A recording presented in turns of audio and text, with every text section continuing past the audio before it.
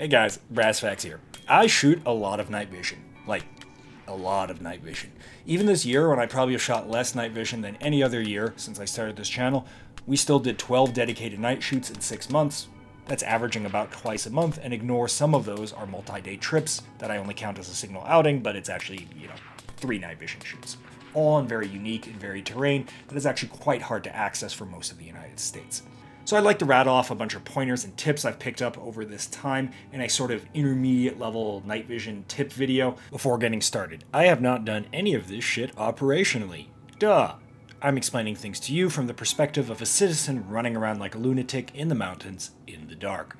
So if you want some context from someone that has actually used this stuff operationally, go take a class from someone that has operational experience. Say, a Chuck Pressburg night fighting class. However, the flip side of this is, you can't run before you can walk, and a lot of night vision, most of night vision, is just being comfortable under nods. And it's probably a lot more productive to do half a dozen night hikes first before you take even your first night vision class, even an introductory level 1. This video was made possible by Modern Warriors. Modern Warriors is a not only local retailer down in St. George, but also an online store where they can sell, you guessed it, guns, ammo, and everything in between. I was browsing the website, which has a ton of special deals and cool promos like this thing right here. I kind of want to get my Flux 365 painted in DNC now. Checking out the night vision section, they have this Steiner RL, which you should definitely not buy. It's not a good laser. Instead, you should sell multiple organs and buy this thing instead. An independently controllable thermal mount. I want to mount one of these on the back of my van so I can creep on people checking me out in a Love's parking lot, or scan the area when I'm camped out in the wilderness for skinwalkers.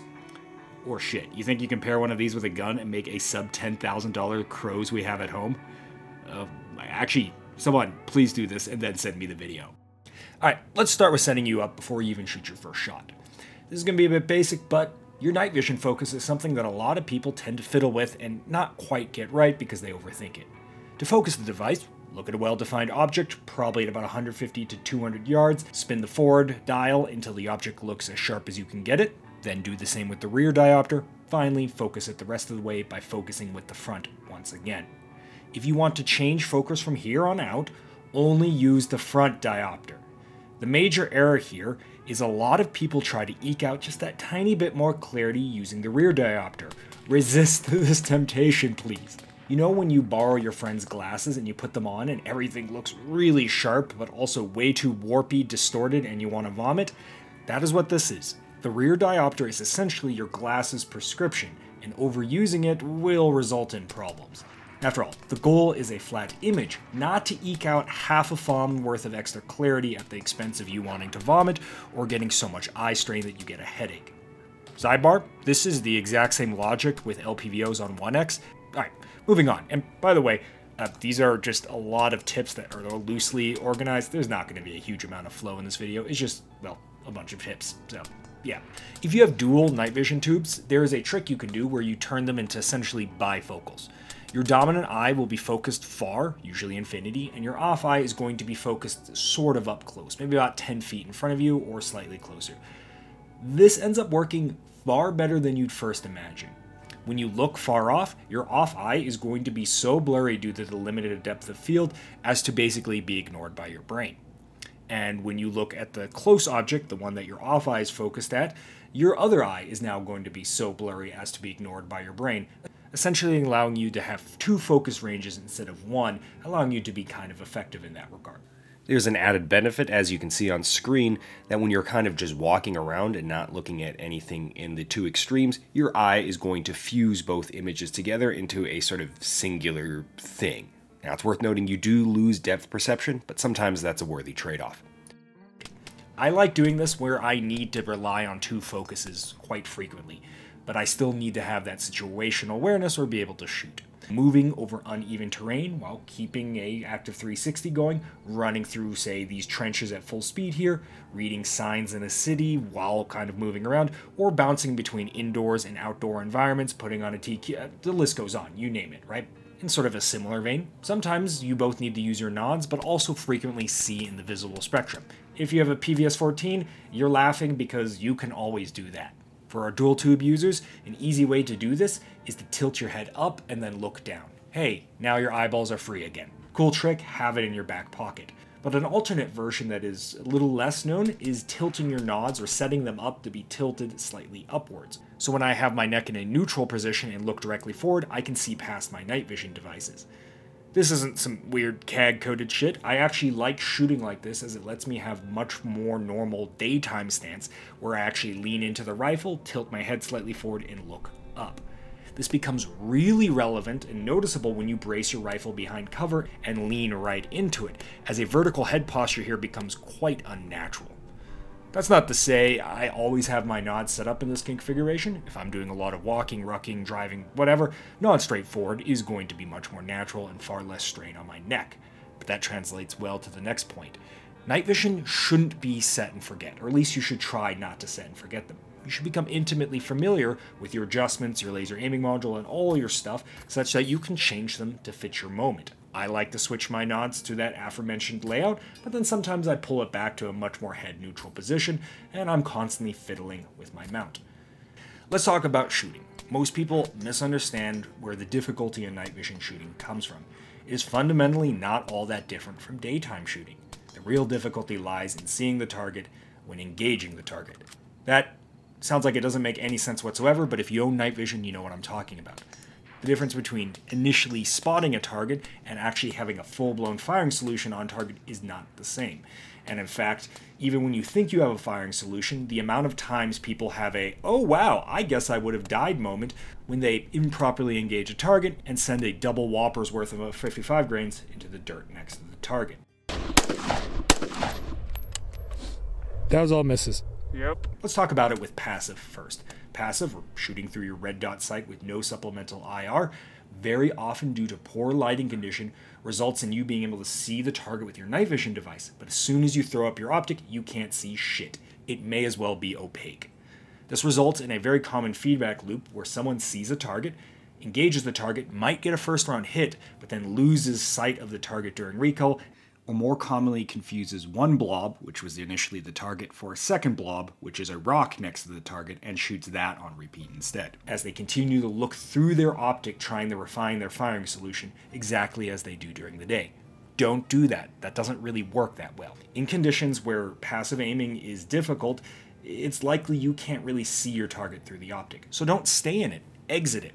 Reacquire the target with your night vision device, and then re-index with the passive aiming solution onto the target. As soon as you start missing, bring the optic down, find the target, and re-index back on target. You'll find this is going to be far more effective than just staying glued to the back of your optic. On that note, for passive dual tube shooting, once again, mono gang get fucked, the two images you see through your tube aren't actually identical, and your brain tends to switch eye dominance back and forth, especially while passive shooting, where the dot is produced from your main eye, but your brain does some hoodoo magic, and the image of your off eye is then superimposed over top of it.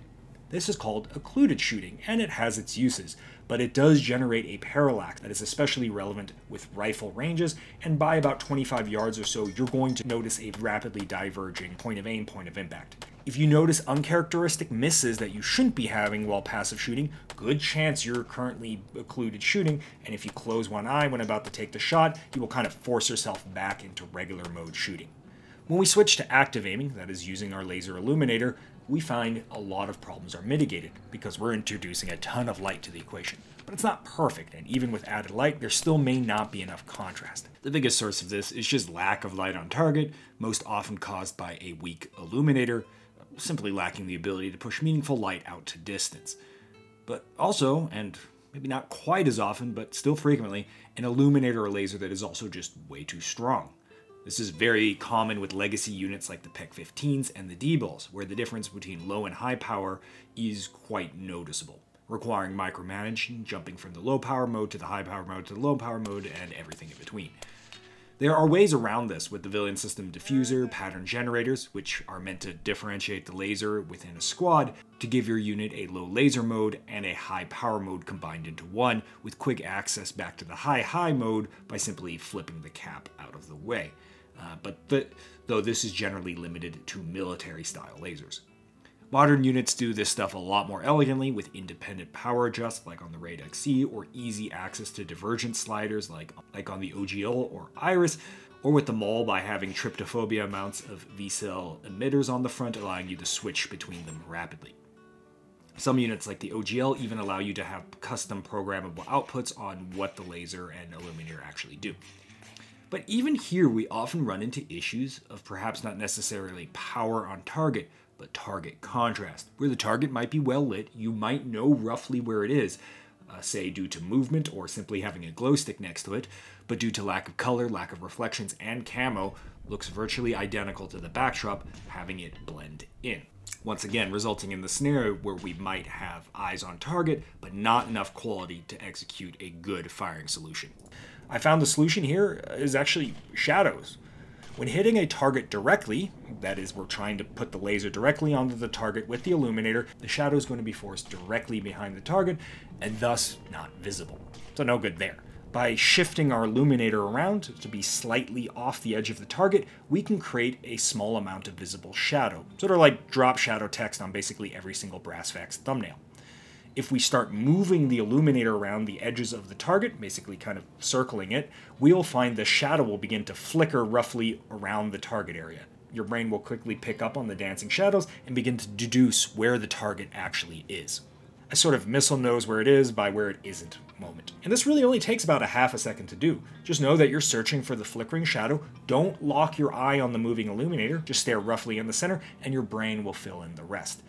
This premise actually works really well if you have a buddy, and very often when we're shooting at a very far target, I'll have someone else illuminate the target as well, and this creates a very exaggerated shadow because they're very much off axis to me, and this is how we pull some pretty long-range shots quite consistently. This doubly works in a more dynamic, say, team environment during a mounding drill. If the target is already illuminated by the teammate, I already have a very easy firing solution, and I don't need to light my illuminator. Instead, I can look through my red dot. There's already sufficient illuminator on target from my friend, and it's very much contrasted for the aforementioned shadow reasons, and then we also have the added benefit of a massive signature reduction on my end. Don't need to light two illuminators if we don't have to. A couple things rapid fire that don't really fit neatly anywhere else. Stop canting your gun.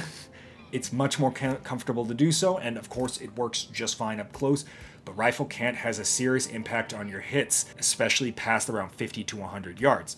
While shooting your gun with yourself centered behind the gun is ideal during the day for recoil management, you're actually not obligated to do so while shooting with night vision. And very times often behind cover, people get a lot of issues where they splash illumination off of the cover itself back into their eyes, essentially blinding themselves. But you don't actually have to shoot your gun behind cover like this. So a neat trick is you can kind of just push your gun off to the side, say off of the right side of a target, and then you just sort of peek your head out of the left side of the target or over top of the target. This moves your sight lines away from the splash zone, allowing you to see far more effectively. This also allows you to use cover more effectively as it's covering up more of your body. When you're shooting moving targets or fast-moving targets, or you yourself are a fast-moving target, you might, say if you're in a helicopter or car, turn on your full power laser mode if you have it. You might not need the power, but it's actually very helpful to see a laser beam in these situations, because recall, if we're leading a target with a laser, that laser won't float in front of the target like we do when we lead in the daytime. That laser will fuck off beyond the target and disappear to wherever the backdrop is, functionally vanishing in this context. We can of course use our illuminator pattern like a giant EOTech ring of death, but that doesn't work nearly as well as you'd think. The laser beam actually shows us and allows us to properly lead the target without losing track of where the laser actually is. Finally, the most important tip when it comes to night vision usage is going to be effective movement under night vision, because that's actually harder than you'd think, especially when you try to do it at speed. You obviously lack field of view, depth perception, depth of field, color contrast, and more, so very often people either go too fast, trip and snap their ankle, or they have their eyes glued permanently to the ground in front of them, and thus not only don't move very fast, but have zero situational awareness when they do so. So a lot of getting good with night vision is simply doing it enough that you can build the confidence to just walk normally, and walk normally quite fast. And by far, that's one of the things I get the most compliments with. My willingness to move basically at daytime speeds, but under night vision, while keeping my head on a swivel and keeping up situational awareness. And to be frank, there's no secret sauce here. You just have to do it a lot, which is why I said at the start, you don't actually need to go to an expensive night vision class to learn this. one of the first things you should probably do is get comfortable with night vision. So put on your night vision device, do a hike, and then do another hike, and then do another one, and maybe do some urban exploration as well, and you'll quickly find yourself building that confidence. Then push further and further and further, and before you know it, you'll find yourself well above the average skill level with night vision, and that's ultimately the goal or holy grail with night vision, to get so comfortable that you can effectively move almost as fast as you do during the day without thought.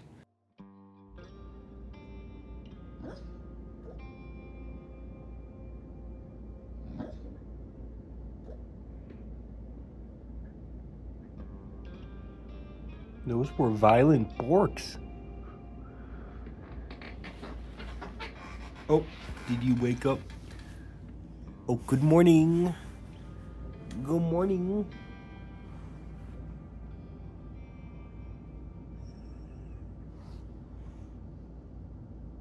Are you a dog?